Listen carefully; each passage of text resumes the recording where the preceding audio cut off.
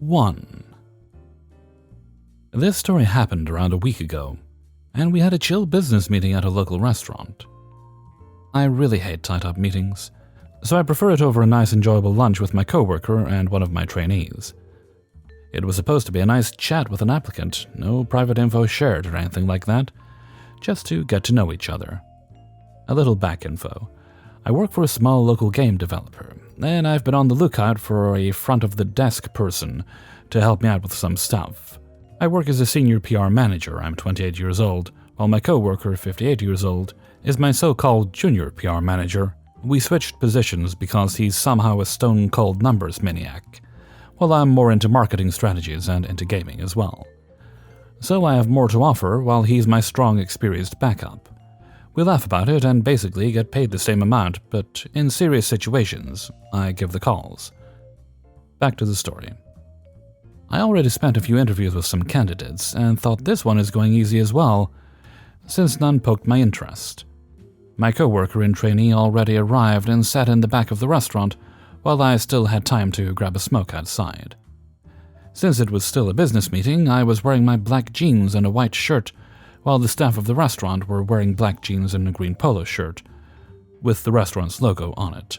So the idea of getting mistaken for staff never hit my mind. After I finished my smoke, an elderly couple came by, and since I was raised to be a good person, I held the door open for them. A nice little thanks and a chit-chat about the weather. The little chat took about 20 seconds, but then it hit me.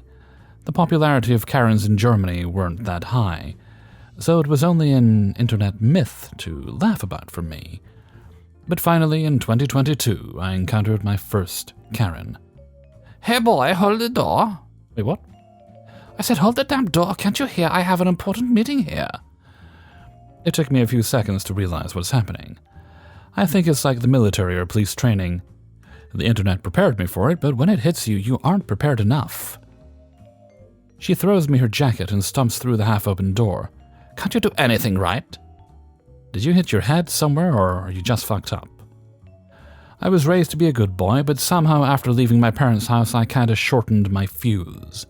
Even if I would have worked there, the shock on her face was perfect, like listening to a song that just hits right. How dare you?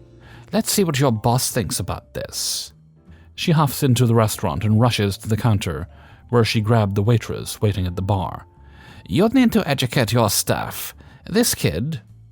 Thanks to my Asian genes, I may not look old, but I still have a fine trimmed beard. Just dropped my jacket. What kind of service is this? Get his act together and bring me a coffee. The waitress was stunned, and I couldn't blame her. In our area, this was a rare sight. I gestured to her to be calm behind Karen's back and smiled at her so she could relax a little bit. Karen stormed off to the back for her relaxed interview, while I tried to comfort the waitress. After a few moments, she got herself back together and looked at me while I told her to hand me a coffee, and explained to her that she's with me. When the coffee was done, I grabbed the saucer and coffee, put on my friendliest smile, and went back to my meeting. When my coworkers saw me, they greeted me back, while Karen fixed me with her best death stare that she could put on, while trying her best to make a good impression on my coworkers, since she's the one being interviewed. Her face went from almost red to pale white when I sat down in front of her, keeping her so-called ordered coffee for myself. I almost couldn't hold in my laugh when she realized who I was, and she just crashed her interview down the pipe. She laughed as fast as she could, and me and my coworkers had a laugh when I told them what happened. We had a nice chat, and since this meeting is on the clock, we took our time and I paid for the lunch out of my own pocket. It was totally worth it. 2. So this just happened. A friend of mine, who is more a friend of a friend, is planning a vacation to another country for 3 weeks next month. About a week ago, she asked me if I'd be willing to stay at her house and take care of her 2 dogs while she was away. As her dogs are lovely and her house is in a cool area near the beach, I agreed without asking about payment. I also knew her older son will come home on weekends, so I don't really get the house all to myself. Still, this would have worked out well for me, as my building is currently going through renovations and my apartment needs some work done. I figure they can do the work during the time I'm not home. Why didn't I ask about payment, I hear you ask? Because a few months ago, she called me and told me a friend of hers just rented an apartment that doesn't allow dogs. She didn't know that before she moved in, apparently, and she now needs to find new accommodations. Her dog cannot stay with her. She asked if I'd be willing to take in her dog for up to 3 weeks and she will pay me for it. My friend also advised me of fair pricing to charge her, and I still wanted to be fair as she was in a bind. I spoke to her friend and we agreed on a price. I ended up having to go all the way across town to pick up her dog and all his stuff and bring him to my place. But that's another story. That was not agreed on, but fine. The dog, who was adorable, stayed with me for a week. I got paid in full, and my friend even called to make sure her friend paid me. This is why I stupidly assumed that she will pay me for it. However, I've been reading so many Karen stories lately that I suddenly got that feeling in the pit of my stomach. I'm sure you know already where this is heading. I texted her today to ask about payment. The conversation went as follows. Hey Karen, how are you? So are you excited for your trip? By the way, I wanted to ask, what are you thinking regarding payment? Well, I don't understand. Then again, a second later, not understood. Yes, she said both. Paying me for taking care of your dog and house for 3 weeks. Well, obviously we have a misunderstanding. I meant that I'd let you stay in my house for 3 weeks, and you then take care of my dogs. But I'd still be taking responsibility for your dogs. I'll be honest, I have a bit of anxiety about doing that without any compensation. Basically thinking, what if something happens? I don't want to be responsible for something I'm not even getting paid for. Her dog is known to escape his leash when going for a walk, which is more of a run, really. I don't know if her dog knows how to walk, not to mention the heavy traffic in the area and notoriously bad drivers in this country. Well, I have other people who want to stay at my place and will pay me for it. There is another woman who lives up north who told me that when I'm going away she wants to stay at my house. I have my daughter, doesn't live with her, on the line right now asking me if she can stay at my house while I'm away. Do you know there are people advertising apartments with 2 bedrooms and 2 cats, etc., and they are charging people to stay at their home? Charging water, electricity, and Wi-Fi as well. I'm not charging you anything. Not water, electricity, nothing. And you can eat the food from the fridge. I just thought of you and decided to offer you the opportunity to stay at my house instead of my own daughter or my longtime friend. I thought I was doing you a favor. So I take a deep breath, congratulate myself on reading enough Reddit stories to stay calm, and recognize a Karen for what she is. And then I said, well, I sure am glad we spoke. As I live in this city, I don't need an Airbnb. I can just take 1 bus from right in front of my building and I'm at the beach. It's really not a problem for me and not the reason I agreed to stay at your house. If I wanted a vacation, I'd probably go to another city or up north or something. If your daughter wants to stay there or another friend wants to stay, I suggest you give one of them the opportunity to stay at your house with your dogs and sometimes son. No hard feelings at all. In case you ever get stuck in the future, feel free to hire me. I guess I should have seen that one coming. Before we go, I forgot to describe to you her house. It's basically a part of a lower-level triplex. You enter from a small half-enclosed patio, jam-packed with shit in a small sitting area, into a small room which is both kitchen and living room. The couch is basically in the kitchen, and the fridge is outside on the patio. By the washing machine and drying laundry, because there's no room inside. There is a bathroom somewhere in the rear next to the son's bedroom, which is obviously off limits, and no windows anywhere, maybe 2 small basement-type windows, I don't recall. You need to open the door to let in air and sun. Also, it's not at the beach, it's about a 10-minute walk through a downtown-type area. Basically, it feels like living in a box of sardines. But in real estate, it's apparently location, location, location. 3. So I used to work as a cashier in a supermarket. This story took place on my 4th day of work there, and my 2nd day of working cash on my own, without a supervisor sitting next to me teaching me the ropes. Yes, I had 2 days of Trading. I'm sure most of you will figure out in which country I live from the following explanation. It will become relevant later. Supermarkets in my country are a zoo on a regular day. However, Thursdays and Fridays are absolute mayhem at the store, and are a special kind of hell. Fridays, the store closes 2 hours before sundown, as do most stores in this country. During winter, this means around 2 p.m., and in summer, closer to 4:30 p.m. People get crazy on Fridays, trying to get all their shopping done and get home in time to cook dinner. If you can avoid coming to the store on Friday, please do so at all costs. I always told people after this day, the reason Thursdays are hell is because we get all the customers who don't want to come on Friday. Now, this was early evening on a Thursday, at a time when the store is absolutely jam-packed. We had 10 checkout lines open, and every line had at least 6 or 7 people in line. Basically, if you're stuck with a slow cashier, there is nowhere else to go, unless you have 10 items or less. Everything is going well until I get a customer with 2 shopping carts full of items, mostly non-perishable items, and these are the large carts you find around big stores in the US like Walmart. I found out later he buys this for a community center in his neighborhood, and he fills up their pantry twice a year. Nice guy. He greeted me very politely, and then said the most dreaded words I could have heard that night. "This will be a delivery."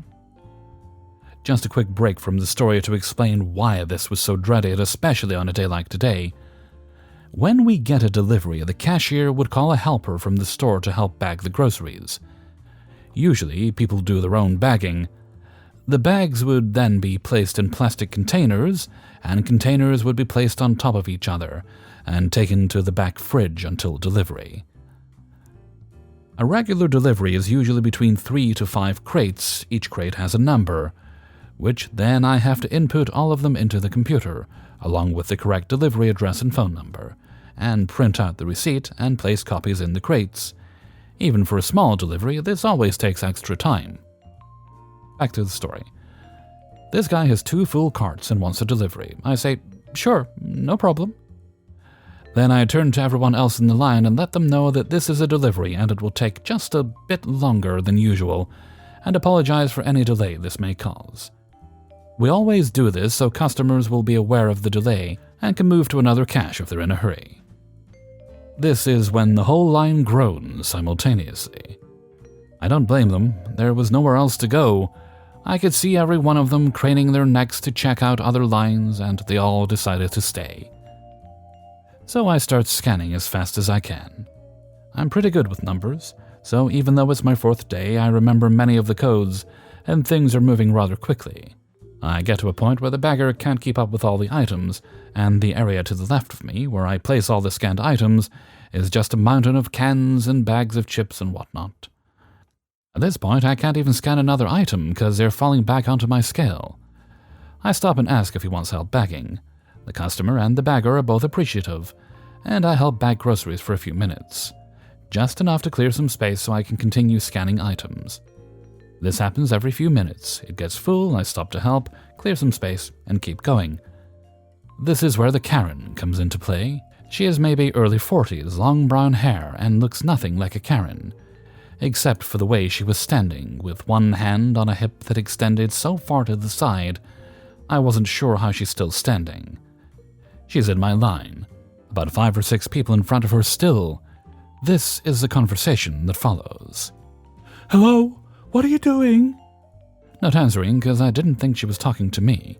I keep scanning. "Excuse me, what kind of cashier are you? Why aren't you doing your job? Stop being lazy and do your job," she screams at the top of her lungs. "That's not your job. You are a cashier. Do your job. Do your job." I realize now, after reading so many Reddit stories, that this would have been a perfect chance for some malicious compliance. I'm sure some of you hope that I did just what Karen wanted. Too bad I didn't know about it then. Or that it was only my 4th day on the job. That's not what happened, although I dream sometimes that I did just that. Sit back and sip my coffee until the space cleared for more scanned items. You know, be a cashier. Next time.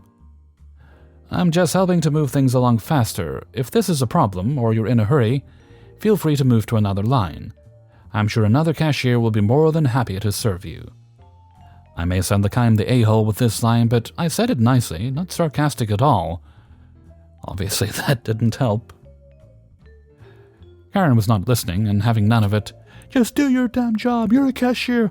What is wrong with you? Are you stupid? You should be fired. I stopped listening at this point and don't answer, as I'm still helping to bag and scan as fast as possible. Knowing it's not going to help anyway, however, I see one of my managers, Joe, walk up to Karen. Joe is great, by the way, always helping the workers. What seems to be the problem? Your cashier is awful. She's lazy and she's not doing her job. You should fire her. Tell her to do her job. She's not doing her job. She repeated that a few times like a broken record. Joe looks at me for a second, understands exactly what is happening, turns to Karen and says, "Yeah, you see, she's trying to help. She's trying to make this go much faster." Now Karen starts screaming words, I'm assuming, but I couldn't really make them out. She was practically foaming at the mouth.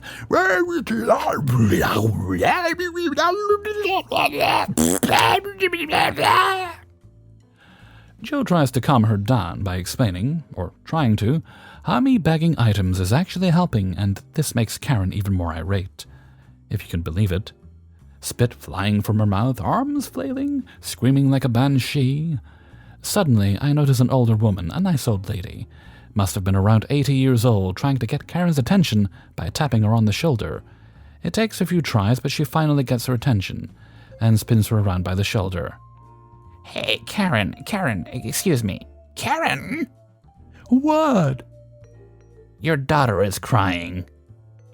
This is when the entire store seemed to have stopped talking all at once, like someone pressed mute and turned off the volume. The sea of people in front of me parts a bit, and we all look down and see a little girl who couldn't have been older than 4, clutching her mother's thighs and bawling her eyes out, snot coming out of everywhere, hyperventilating. This girl was terrified, and I can't blame her. Seeing her mother going off like that must have been terrifying. And she has no idea what's happening. She's in a huge store where she knows no one, and she's practically invisible. This silence lasted an entire 2 seconds, because that's when Karen started yelling at Joe. "Look what you did! You and your stupid lazy cashier made my daughter cry!" And a bunch of other crazy sounds that were perhaps supposed to be words. Things happened in slow motion for the next few seconds. She started to swing towards Joe. Joe is not a big guy, but he's bigger than Karen, that's for sure.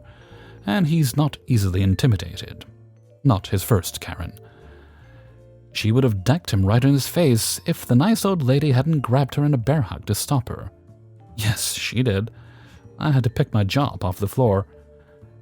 At that point, other customers got involved trying to peel off the nice old lady from Karen and to stop Karen from trying to kill Joe. And from Joe trying to kill Karen because he was fuming by then. At this point, I saw mall security storm the castle. Our store was inside a mall, and the sea of people just surrounded Karen, and I couldn't really see much of anything anymore. Kind of like football players when there's a fumble and they all jump on the ball. By the sound of yelling getting farther and farther away, I figured Karen was being either led to the back office or to the mall security office, mall jail. This entire time this is happening, I'm still bagging and scanning items, and I'm about halfway through this customer's purchase. I finish up with him and no more problems. He was very nice and thanked me profusely for helping him with the bags, even though technically it isn't part of my job. He said I was the fastest and nicest cashier he ever had the pleasure of meeting. I was just happy to help. No one else in my line complained. I actually got compliments from people about keeping my composure. Apparently many cashiers in my country think it's okay to yell at customers and just be plain nasty. I worked in customer service for many years prior, and I have never yelled at a customer, even if they deserved it.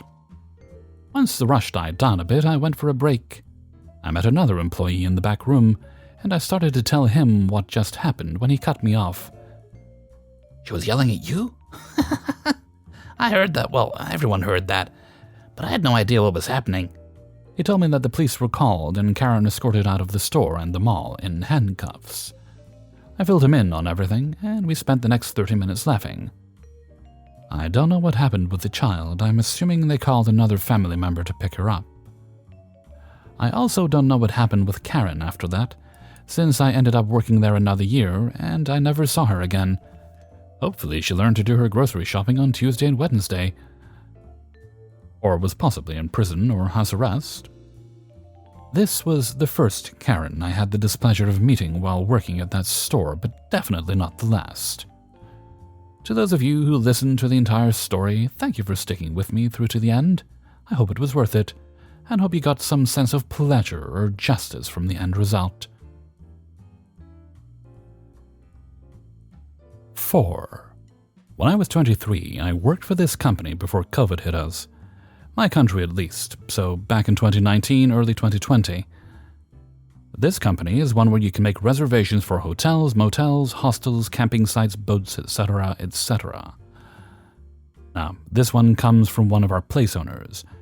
He was renting a shore rent room. A couple reserved this place for a week. They left after 3 days and came back with complaints and pictures to prove. The place should have a wall separating the different rooms. The only wall was the bathroom one. The bathroom was supposed to have a bathtub. They got a shower and not a properly functioning shower head. The stove in the kitchen wasn't working. The bedroom and the living room are the same room. The TV is older than the young couple combined and didn't even work. The window couldn't be opened. And let's just say that prisons have bigger windows than they had. The room was, in short, not as advertised. As someone from the Balkan area, I recognized it immediately as a basement room. As some old houses have these kind of rooms, but honestly, I saw better ones on farms. So I was fully for a refund, and getting me on that is hard. My coworkers and seniors all agreed on it, so the only thing left was to call the owner, who put a ridiculous high rent and firstly asked him to refund the people, and then to go through the false advertisement with him, which is highly illegal.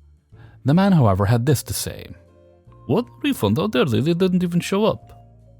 No, I was confused. How could they not have shown up when we have pictures as proof? And even one where the woman could be seen showing how the window couldn't be opened. Sir, I am sorry, but we have proof that they have stayed. They have not. They firstly haven't showed up, and then they just left without notice. If I wasn't confused before, now I was even more. I thought it was maybe the language barrier, as he was from a smaller foreign country, which language I luckily spoke. Sir, could you explain to me what you mean by they didn't show up and then they left? I said in his language. The man was elated. At least, that's how he sounded. Oh, they booked for a week, then they left after complaining the whole time and asking for impossible things. Why would I give them food? They should go to the city and buy some. The place is in a rural area, which the couple liked as there was beautiful scenery and no noise. On the reservation side, it was written that the owner would bring them food, but never did. They also didn't have a car, and the nearest city is 5 kilometers away. He continued. What's even worse is they didn't even show up when they should have. I need them to pay for the time they should have stayed. They have proof they weren't there. Still confused, I asked him to send me the proof. The call ended, and I delved into checking the reservations for the place, as I thought that there must be something I missed. It turned out that the couple had accidentally booked the place for a lower price, but then noticed that they wouldn't be able to cancel it free of charge if they can't come.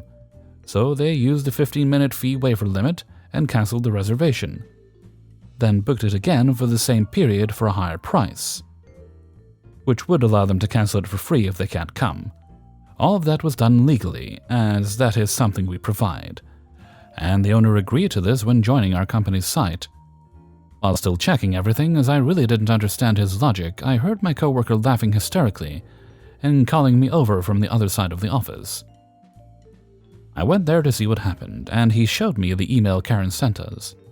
He said, How the heck am I supposed to send you proof? Do you want me to take a picture of my imagination? They weren't here. They booked twice and they should have stayed, so no refunds. They need to pay me. I just looked at the computer when it finally dawned on me. This Karen expected the couple to stay twice at the same time and pay both prices, and not leave before the week was over, as he didn't agree that they can leave. I started laughing hysterically with my coworker. Our supervisor came and started laughing as well. We couldn't believe it. Later I tried to explain to him that they cancelled the reservation legally during the 15-minute fee waiver time, according to the terms of reservations he signed. Did he care? Nope. He still went on about how he doesn't care and he needs to approve if they're allowed to do that, which he doesn't. In short, the couple got their money back, and Karen was sent over to the department which handles issues with properties. The property was removed from our site due to false advertising. To this day, I still cannot fathom how he thought the couple could stay twice at the same time, and got angry when they left because he didn't provide what he advertised. 5. So I work at a Walmart and I deal with different types of people, and once in a blue moon I get a Karen. Now one night while I was working in my area, one of the new girls came up to me and asked where a manager was. I asked her what it was about and she tells me that there is a woman on the phone wanting to speak to a manager. I go to the phone to see what the woman wanted, because most of the time it's stuff that a normal worker could answer. So I go to the phone and the woman on the other end starts off nice. "Hello, I bought a futon from your store and I have been working on it since 2 this afternoon." It's 7 p.m. when she calls. "And I have one missing part. Is there any way I can buy that part?" Customer service isn't answering their phone. "Is it a screw that you're missing?" "No, I'm missing a pole." "I'm sorry, but we don't sell the parts for it." "Was the box opened when you bought it?" "Yes, the box was opened." "Did it have a yellow sticker on it?" "Yes." "Then that was an open return that someone didn't check if everything was in the box. You can come back to exchange it for a closed box. You will have to pay the difference because the one you bought was on clearance. You would just have to pay the difference, though." "There is no yellow sticker in the box, and I paid full price." Okay,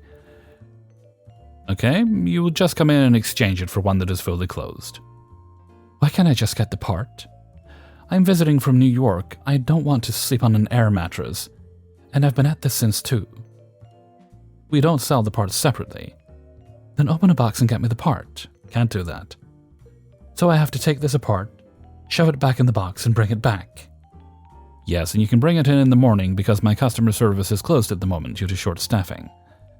That's why you couldn't get a hold of anyone." "Why can't you just open the box for me and get me the part I'm missing?" "Because I'm not allowed to open any closed boxes." She proceeds to ask me this for the next 15 minutes, and my answer was still the same. She finally asks a different question. "Can I open a box and take the part I'm missing?" "No, that is theft." "I don't understand why you can't open a box for me and give me the part I need." "Because then that box will have a missing part and we won't be able to sell it."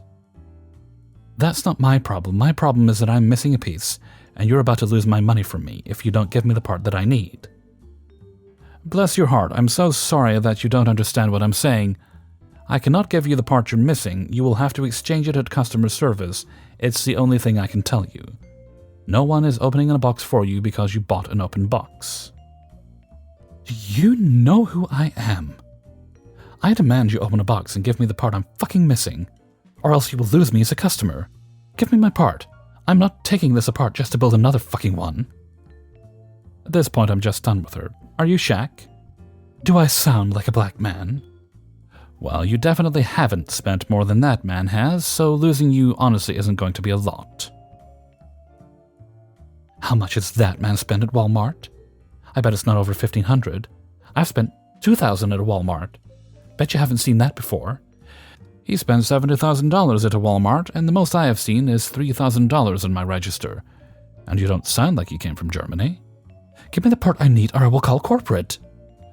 "I'm sorry, ma'am, but I cannot do that. I have told you what you can do. I'm sorry that I don't know who you are, but that's not going to change store policy. You can try calling a different Walmart and see what they say." "You're the 3rd Walmart I've called." "So you didn't buy it from my store?" "I bought it at your store. The other stores won't let me get the part I'm missing. Since I bought it there, you should be able to get the part I'm missing." "Sorry, still not going to do it." "Are you the store manager?" "No, I'm just here to get information for my manager because they are currently busy. I'm coming down there, and I'm taking that part." She hangs up the phone, and I'm looking at it like it's nuts. I told my manager what happened, and he said she might call back to complain. He said she could, but she's not going to find that futon. I asked him why, and he said that someone ordered the last one that we have, and we won't be getting more for a month.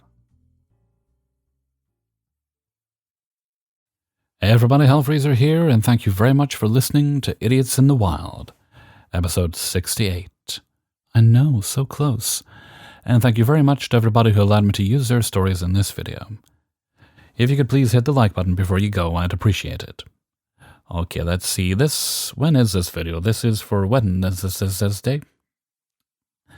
Yep. And, right, let's move right along to Hellfreezer's question of the day. And today's question is, what is the nicest smell that you know of? The thing that when you smell it, it calms you and relaxes you no matter what. The kind of thing that triggers a sense of home in your senses. Regardless of rain or shine, it is something constant you can always count on to make you feel better. For me, that is the smell of freshly baked goods, specifically scones. It goes right back to when I was a kid, and my mother would be baking in the kitchen, and I always knew that good things were around the corner. It reminds me of a time in my life when I was always safe, when I had fewer worries, and I always knew things were going to be okay no matter how bad they seemed. If you feel comfortable sharing, then please do let me know by leaving a comment below. Okay. And with that, I'm going to head off for now. So until next time, thank you very much for listening, and take very good care of yourself.